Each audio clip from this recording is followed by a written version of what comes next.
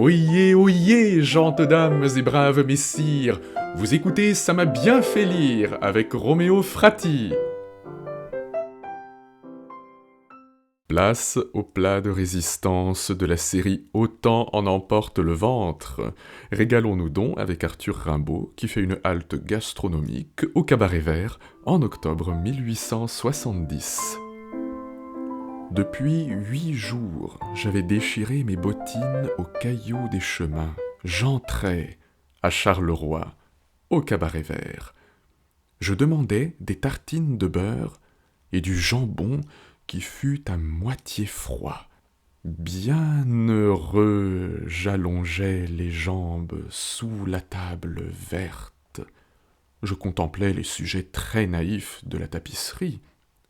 Et ce fut adorable quand la fille, aux tétons énormes, aux yeux vifs, celle-là ce n'est pas un baiser qui l'ait peur, rieuse, m'apporta des tartines de beurre, du jambon tiède dans un plat colorié, du jambon rose et blanc parfumé d'une gousse d'ail, et m'emplit la chope immense avec sa mousse que dorait un rayon de soleil arriéré. Faut-il présenter Arthur Rimbaud? Poète hédoniste s'il en est, Rimbaud chante les bonheurs simples du quotidien dans plusieurs de ses textes écrits au gré de ses fugues entre mars et octobre 1870, réunis dans le cahier de Douai. Avec une légèreté un brin grivoise, Arthur Rimbaud rapproche le jambon qu'il s'apprête à consommer d'une servante, qui est absolument étonnante, et qu'il aimerait goûter aussi sans doute. En effet, ce jambon est tiède, rose et blanc comme la chair humaine.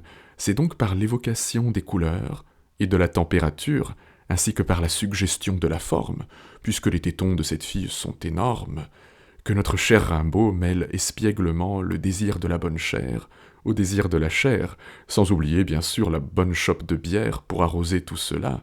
Cette scène est extrêmement visuelle et dégage un intense plaisir de vivre. Mais ce n'est pas tout. Je vous invite au bord de la mer pour notre prochain épisode. Vous écoutez Ça m'a bien fait lire avec Roméo Frati. Retrouvons-nous sur Deezer, Spotify, Podcastix, Apple Podcasts et YouTube. Jusqu'au revoir.